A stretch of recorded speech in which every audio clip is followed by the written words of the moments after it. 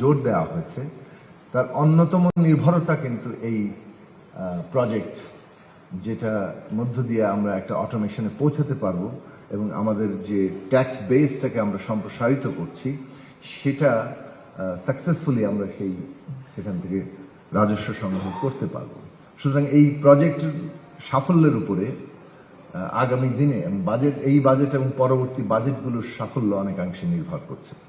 এবং আপনারা জানেন যে বাংলাদেশে বাজেট সম্ভবত জিডিপির 13-13.5%। ও আমাদের এখানে এনবিআর চেয়ারম্যান সাহেব ইতিমধ্যে উপস্থিত হয়েছেন, তো অন্যান্য সচিব মহোদয়রা আছেন।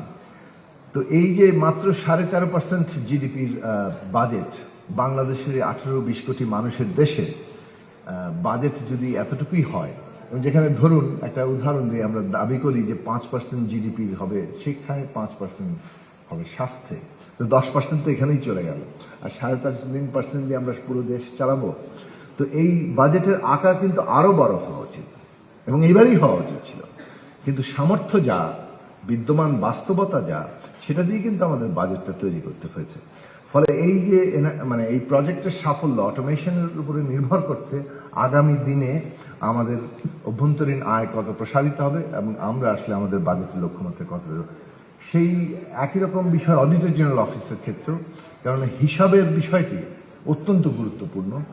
পাবলিক এক্সপেন্ডিচারের অ্যাকাউন্টেবিলিটি এই সরকারের একটা কমিটমেন্ট, কেননা এর মধ্যে যে একটা লাগামহীন লুটপাট, চুরি এবং পাচার চলেছে তার বিরুদ্ধেই কিন্তু দাঁড়িয়ে এই সরকার তার যাত্রা করেছে। ফলে সেখানে এটা প্রতিষ্ঠা করা, একটা অ্যাকাউন্টেবিলিটি প্রতিষ্ঠা করা, সেই অডিটর জেনারেলের জায়গাতে সেটা খুব গুরুত্বপূর্ণ। আইএমএডির কাজ, যেটা বিপিপি এর সমস্ত টেন্ডার প্রক্রিয়া যাতে একটা ইজিপির মাধ্যমে হয়, যেটা ইতিমধ্যেই কাজ শুরু করেছে।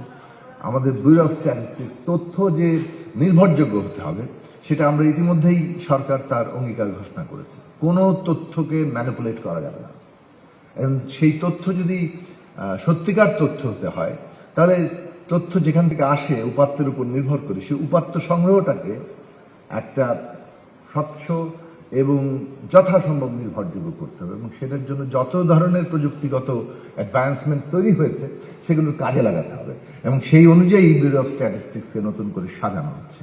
এবং মনে রাখবেন যে ব্যুরো অফ স্ট্যাটিস্টিক্স দুটো গুরুত্বপূর্ণ কাজ করে, একটা বিশেষত অর্থনীতির জন্য। সবগুলো কাজই অর্থনীতিরই কাজে লাগে, সেটা পপুলেশন সেন্সাস হোক, ইকোনমিক সেন্সাস হোক, কিংবা অন্য যে কোনো ধরনের সেন্সাস হোক। কিন্তু দুটো গুরুত্বপূর্ণ কাজ বিএসএস করে, সেটা হচ্ছে